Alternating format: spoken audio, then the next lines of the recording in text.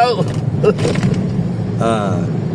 Magandang umaga sa inyong lahat, mga ka-brigada, Pinoy Survivor, mga ka-FGF, Filipino Guerrilla Forces, nationwide at sa buong mundo. Kasama ko si Bugay at kami tatakas na.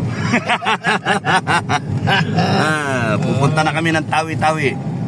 Ayun ang magandang tagwa, sir. Tawi-Tawi. Isla. Mahirap makapasok doon yung mga intruder.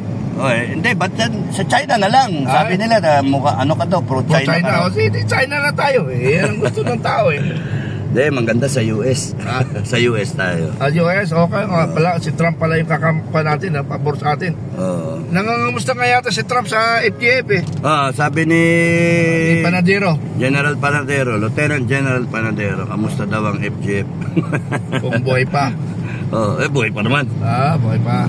Ultimo si Trump, alam yung ano ko eh. Akala ko sir, mag-resign ka na. Sa buisit. Mamaya na natin pag-usapan si General Nick Torre. Hello, General Torre ha. Kaibigan na tayo. Nakita kita ng pasimple doon sa DOJ. Saludo ako sa'yo. Kaya nga lang, dapat para according to the kwan lang tayo, according to function. Wag according to utos na mali. Ganun yun. Hindi lang pakiusap ko. Pero saludo ako sa'yo. Ba't ka sa saludo? Sabi mo, inahamon mo ng suntukan. Ay, hindi. Noon yun. Inahamon ko suntukan ngayon. Nakita ko ang figura niya. Medyo kailangan rin ko siya. 2-star na siyempre. Formal na yung tao. Oy, saludo pala. Ako kwan Kernel lang ako. Pero nauna ko sa'yo. Naging officer. Kami nga, nagkamayan kinamayan ko Maigpit yung kamay ko sa kanya. Sabi ko sa kanya. Congratulations. Kasi nga 2-star na whether na-promote yung tao yung ganun ba? Magkaiba man ang kampo. Siyempre, proud rin maging ma-promote. Ako nga, gusto ko ma-promote pero hindi ko ayaw ng panahon sa kina-promote. Pero kaya 5-star naman ako, sir. Ay, paano yun? Sa likod yun ng 5-star. Singaw yung 5-star mo. Singaw ka pala, no? Oo. Singaw pala yung 5-star courses. Ang ano ko, pagsabihan na natin yung mga mga follower, yung mga followers na mga trolls. May mga nababasa kami. Both side trolls, hindi maganda yun. May nabasa ko ngayon lang, sorry sa mga follower, no. May nag-comment sa akin na sana mamatay na si Torre o atakihin ba sa puso. No, mga kababayan, wag ganon. Wag niyong personalin yung tao, no? In fairness to sa tao, wag niyong i-wish yung taong mamatay. You attack the issues, not the man. Issue tayo. Yung character based tayo ba? Iyayaan niyo yung mga troll. Magalit kayo sa troll. Pinabanata nila ako. Personal na ako. Okay lang yun. But you do not stoop down to the level ng mga troll. Huwag niyo pe-personalin si Torre. Isipin niyo may pamilya yan, may asawa yan. Huwag niyo gaganunin yung tao kasi masasaktan yung pamilya na wala rin namang kasalanan kunya yung pamilya nila. No? Huwag ganunan. Iba kasi ang walang ganunan. Pangit yung pagsabihan mo. Sasabihin mo yung tao, tikbalang, pangit. Ano pa ba? Yung payatot. Lahat ng wag niyong ganunin yung tao.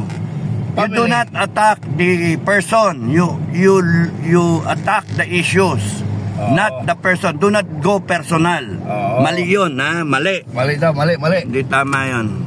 Mali. Yun yung advice sa mga followers. Sorry, mga kababayan, pero nung kayo lumagay sa you're better than that. You can do better than that. You're Filipinos na edukado.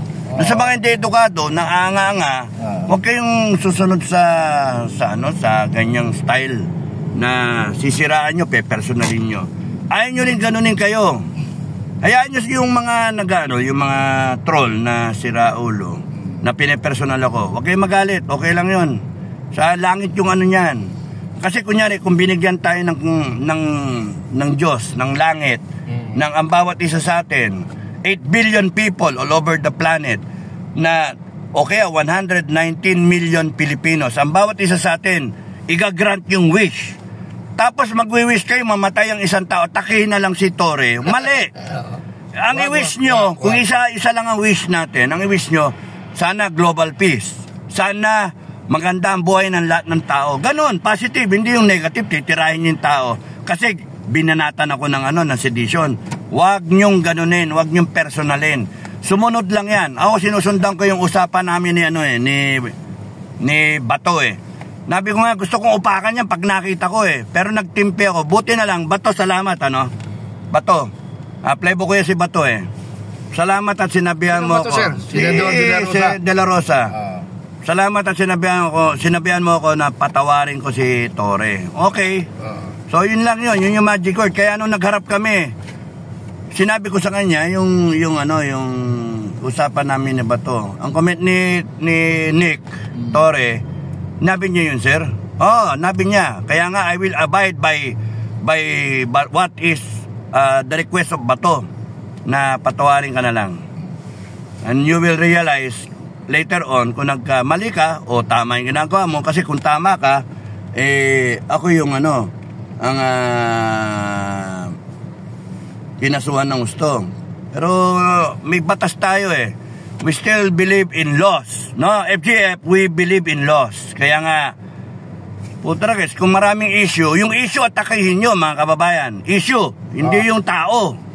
Hindi yung, sasabihin nyo, yung tao mukhang bangkay. Sasabihin nyo, yung tao tikbalang, diwata, yung mga ganon. Wag na ganon. Mga trolls, ganon rin kayo. Kayo trolls, binayaran kayo. Huwag kayo makuha sa bayan. Dapat may prinsipyo tayo. Yung makatao tayo. Ano yung tama, yun ang sundin natin. Kung nabayaran kayo, sana naman, simple lang yung banat nyo. Pero, hindi. Pera nakikita ninyo Huwag tayo madala sa pera. Dahil ang pera, yan ang sign of demons, So, mga trolls, may tumatawag siya. Pinatay ko na. Sino yun? Sorry. Si Torre. Si Torre. Tumatawag si Gerald Torre. Okay. Mga trolls, pakiusap ko lang, we are not a politician. We are only protecting the Filipino people. Pati interest nila. Pati interest nyo. Your interest. Lahat kayo. Ang ginagawa namin para sa inyo, hindi para sa amin. Ibuhay nga namin nakataya dito Oras, panahon, lahat. Tinan mo yung ngipin ko, hindi ko napapasikaso. We might have different opinions, different camps, different beliefs. But one thing is common. We are all Filipino people. We are all Filipino citizens. Kaya wag nating paabutin na bumaba ang ating decency as a human being. Na dahil lang sa mga walang yang you attack the issues. Kung yung mali. So ano yung mga issue? Yung droga, yung komunista, yung abuso sa power, yung pagnanakaw, yung pagbastardize ng konstitusyon natin. Yun yung atakihin nyo. Huwag yung pagkatao ni Torre. Huwag yung pagkatao ng ibang mga sila Abante, sila Paduano, sila. You attack the issues. If they are abusive, you say they are abusive. Huwag nyo sabihin na mukhang tukmoy, mukhang pangit. Pangit talaga. Kasi bumababa kayo, you're stooping down. Mga followers ko, you do not stoop down sa level nila. You can do better than that. You are Filipinos. You should be Filipinos. So, yun lang masasabi ko. Okay, yun lang. Sana maka-Pilipino tayo. Pilipino na gusto nating umunlad at gumanda ang bayan. Ang habol namin, kumanda lang ang Pilipinas. Kayo, kahit sa anong kampo kayo, ang habol namin, kumanda ang Pilipinas. In our lifetime, ayusin natin ang bansa natin. Hindi pwedeng ganito tayo lagi. Naiwanan na tayo. So, Filipinos, you unite. Once na ayos namin ang bansa, ako ready na akong mamatay. Maayos lang natin ang bansa. Zero corruption. Magawa natin yon. Sabihin nyo, imposible. Posible mangyayari yan kung lahat tayo ay nagkakaisa. Salamat. Okay. So, yun lang. God bless everyone. God bless the Filipino people. You pray. Instead of wishing harm, nakakapiga yun. Pangit yun. Kasi nakikita ko, kung ganyan ang ganyan kayo, titigil na rin ako ng magsalita. Kasi ayaw ko nang tayo nag-stagnate na tayo ngayon. Ibig sabihin, hindi tayo kumikilos na nandyan tayo. Stagnation. Wala tayong naiiwan na tayo. And kung kunyari yung pagsasalita namin, pupunta lang tayo sa lalo mawawala yung humanity ninyo. Kasi yung ibang Pilipino, tarantado, ay walang pakialam sa dignidad ng taong bayan. Tapos kayo, gagayahin sila. Wala rin mangyari sa atin. Let us do better than that. Let us elevate ourselves. Let us be soldiers of God. Okay? Yes. So maraming salamat sa inyo. God bless everyone. Bye-bye.